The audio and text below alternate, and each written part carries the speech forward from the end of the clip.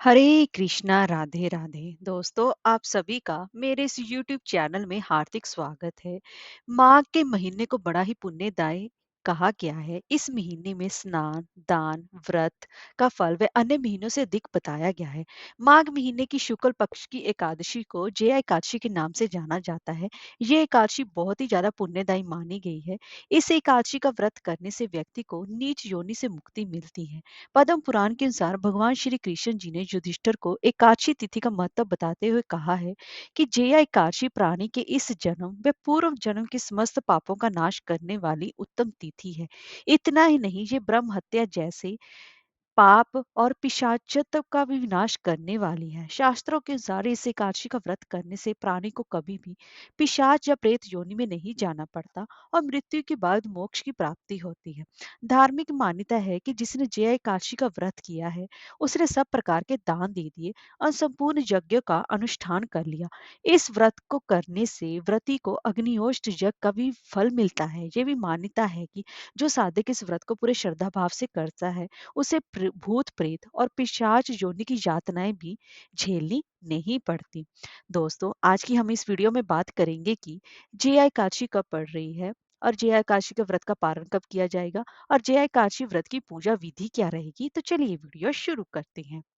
दोस्तों, अगर आपको हमारी ये वीडियो अच्छी लगी हो तो लाइक, शेयर और सब्सक्राइब करना ना भूलें और कमेंट बॉक्स में ओम नमो नारायण अवश्य लिखें। तो चलिए वीडियो शुरू करते हैं।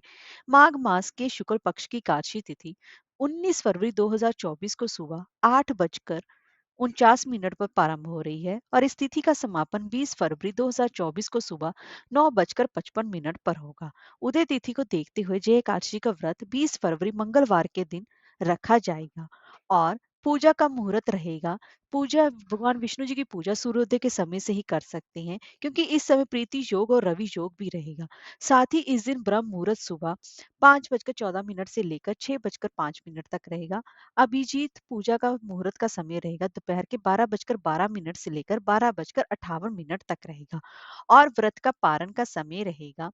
आप 21 फरवरी 2024 को सुबह 6:55 से लेकर सुबह के ही 9:11 के बीच कभी भी कर सकते हैं।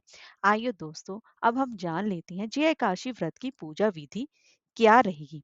दोस्तों, एकादशी का व्रत सबसे कठिन व्रतों में से एक माना जाता है और एकादशी का व्रत जो कि दशमी तिथि से चलता है और जो कि द्वादशी तिथि तक किया जाता है और इस व्रत में दशमी तिथि से ही सभी नियम कानून लागू हो जाते हैं और इसमें जो एकादशी का व्रत होता है, ये मनुष्य के सभी मनोकामनाएं पूर्ण करने के लिए माना जाता है। दशमी के दिन से ही आपको मांस, प्याज, लहसुन, मसूर की दाल का निषेध कर देना चाहिए। दशमी तिथि के दिन ही आपको अपने बाल भी धो लेने चाहिए और दशमी तिथि को ही अपने पूरे घर की आपको साफ सफाई कर लेनी चाहिए, क्योंकि एकादशी के दिन ये सभी चीजें वर्जित मानी जाती हैं। और इस दशमी तिथि के दिन से ही आपको पूर्ण ब्रह्मचर्य का पालन करना चाहिए तथा भोग विलास से दूर रहना चाहिए। आपको सारा दिन भगवान विष्णु जी का जाप करना चाहिए और शाम के समय आपको भोजन नहीं करना चाहिए। आपको शाम से पहले पहले ही भोजन कर लेना है और उसके बाद शाम को आपको नीचे शयन जमीन पर शयन करना है, ना कि आपको बेड पर सोना है। इस बात का विशेष रूप से ध्यान रखें और दशमी तिथि को ही आपको दातुन कर लेनी है, क्योंकि एकादशी के दिन लकड़ी की दातुन का प्रयोग नहीं किया जाता। इस बात का विशेष रूप से ध्यान रखें और ब्रह्मचर्य का पालन भी दशमी तिथि से ही प्रारंभ हो जाता है। अब अगले दिन एकादशी वाले वाले दिन आपको सुबह ब्रह्म मुहूर्त में जल्दी उठना चाहिए। अगर किसी आप तीर्थ स्थान पर हैं तो वहां पर आपको गंगा जल में स्नान करना चाहिए, गंगा नदी में, क्योंकि माँ का महीना भी चल रहा है और माँ का महीना बहुत ही ज्यादा पवित्र महीना माना जाता है। और एकादशी से लेकर पूर्णिमा तक जो लोग अभी तक माँ के महीने में स्नान नहीं कर पाए हैं, वो भी 5 दिन एकादशी से लेकर पूर्णिमा तक 5 दिनों में कल्पवास करके एकादशी से लेकर पूर्णिमा तक स्नान करते हैं और अपने माँ के महीने में ये अपने आप को पवित्र करते हैं। अब आपको अगर किसी तीर्थ स्थान पर नहीं जा सकते तो घर पर ही गंगा जल मिले युक्त पानी से आपको स्नान करना चाहिए। इस दिन आपको लकड़ी की दातुन का सेवन नहीं करना है, क्योंकि एकादशी के दिन लकड़ी की दातों से सेवन नहीं किया जाता। आप उसकी जगह पर नींबू, जामुन या आम के पत्ते लेकर आप चबा सकती हैं और उँगली से अपने कंठ को साफ करते कर सकती हैं। लेकिन इस बात का विशेष रूप से ध्यान रखें कि एकादशी के दिन वृक्ष से पत्ता तोड़ना भी वर्जित माना जाता है। इसके लिए आप स्वयं गिरा हुआ पत्ता लेकर भी सेवन कर सकते हैं या आप एक दिन पहले ही पत्ते तोड़कर रख सकते हैं। उसके बाद आपको पानी से यदि संभव ना हो तो पानी से 12 बार कुल्ले करके भी अपने आप को शुद्ध कर सकती हैं। अब आपको उसके बाद आपको नहा लेना है, साफ-सुथरे आपको कपड़े पहने कोशिश कीजिएगा अगर आप पीले रंग के वस्त्र धारण कर सकें, नहीं तो आप लाल और गुलाबी रंग के वस्त्र भी धारण कर सकती हैं। अब आपको अपने पूरे घर में गंगा जल छिड़कना है। आज के दिन अपने घर में आप झाड़ू पोछा भी ना लगाएँ क्योंकि एकादशी के दिन सूक्ष्म जीवों के मरने की संभावना के डर से, ब्रह्म हत्या के पाप के डर से झाड़ू पोछा नहीं लगाया जाता है। उसके बाद आपको अपने पूजा घर में आना है। वहाँ पर आपको एक लकड़ी का पाटा लेना है। उस पर आपको लाल या पीले रंग का वस्त्र बिछाना है। उस पर आपको भगवान विष्णु, माँ लक्ष्मी, अगर आपके पास भगवान विष्णु की प्रतिमा या फ़ोटो नहीं है, तो आप लड्डू गोपाल जी को भी स्थापित कर सकते हैं।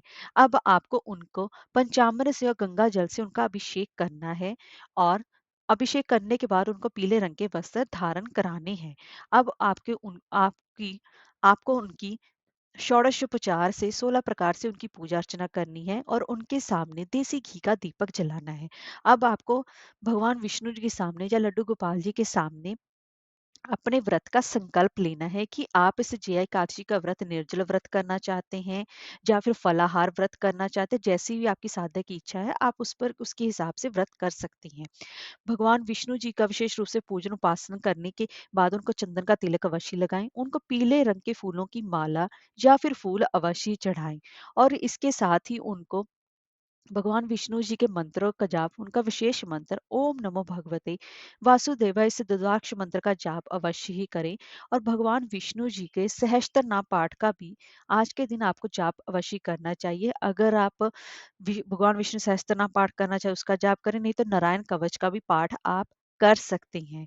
अब इसके साथ ही भगवान विष्णु से अपने व्रत को संपूर्ण करने की प्रार्थना कीजिए। पूरा दिन मन ही मन भगवान विष्णु जी के नाम का जाप करते रहें। आपने निर्जला व्रत रखना है या फलाहार व्रत करना है, लेकिन एक बात का विशेष रूप से ध्यान रखें, एकादशी के दिन अगर आपने व्रत रखा है या नहीं भी रखा है, तो आज के दिन अपने घर में चावल आप ना ही बनाएं और ना ही दूसरों को खाने को दें और चावल से बनी हुई चीज का भी आज के दिन इस्तेमाल ना करें। इस बात का विशेष रूप से आप ध्यान रखें और उसके बाद आपको शाम के समय फिर से भगवान विष्णु जी का पूजन उपासन करना है और रात्रि जागरण का सबसे ज्यादा महत्व माना जाता है और आज के दिन आप रात्रि जागरण कर सके तो ये सबसे ज्यादा अति उत्तम माना जाता है। और दोस्तों, इसी के साथ-साथ आपको रात्रि जागरण करने के बाद अब द्वादशी तिथि के रहते-रहते अपने एकादशी व्रत का पारण करना चाहिए।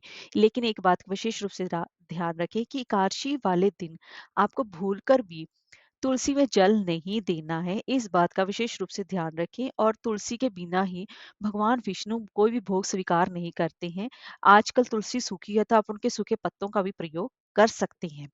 और तुलसी के पत्तों को ना ही आज के दिन तोड़ना है, ना ही तुलसी में जल देना है, पर मगर हाँ, शाम के समय आपको तुलसी पर एक घी का दीपक अवश्य जलाना है और माता से अपने गलतियों के लिए क्षमा प्रार्थना अवश्य ही करनी है। रात को आपको रात्रि जागरण करना है और दूसरे दिन द्वादशी तिथि के रहते-रहते ही आपको व्रत का पारण करना है। सुबह आपको जल्दी उठना है। उसके बाद आपको गंगा जल मिले युक्त जल से स्नान करना है और फिर आपको भगवान विष्णु जी की धूप-दीप से विशेष रूप से पूजा उपासना करनी है और उनसे क्षमा याचना माँगनी है। उसके बाद ही आपको किसी ब्राह्मण को अन्न आदि का दान करके ही अपने व्रत का पारण यानी कि अपना व्रत खोलना है। इस बात का विशेष रूप से ध्यान रखें और फिर गरीबों को भी अन्न का दान अवश्य करें। अन्न के दान से बड़ा और कोई भी दान नहीं होता। लेकिन एक बात का आप विशेष रूप से ध्यान रखें कि आपको अपने व्रत का पारण करते समय नमकीन वस्तु से व्रत का पारण नहीं करना है, कोई मीठी चीज खाकर ही व्रत का पारण करना है। एक बात आज के दिन द्वादशी तिथि के दिन अगर आप कभी भीष्म द्वादशी का व्रत रखना चाहते हैं तो आपको एकादशी व्रत का पारण आपको चाहे तो आप तुलसी पत्तर सेवन करके अपने व्रत का पारण कर सकती हैं, या फिर पानी पीकर भी अपने व्रत का पारण किया जा सकता है। लेकिन एक बात का विशेष रूप से ध्यान रखें कि मीठी चीज खाकर ही व्रत का पारण करेंगे तो अति उत्तम रहेगा। नमकीन चीज से व्रत का पारण और तली हुई चीज से व्रत का पारण ना करें। इस बात का आप विशेष रूप से ध्यान रखें। और द्वादशी के दिन ब्राह्मणों को दान करने के बाद ही अपने व्रत का पारण करना चाहिए। तो दोस्तों, इस तरीके से आपको एकादशी का व्रत करना है, और एकादशी की व्रत कथा, जया एकादशी की व्रत कथा अवश्य ही सुननी है, और भगवान के निमित्त ज्यादा से ज्यादा अपना मन भगवान की पूजा पाठ में अवश्य ही लगाना है। हरे कृष्णा, राधे राधे।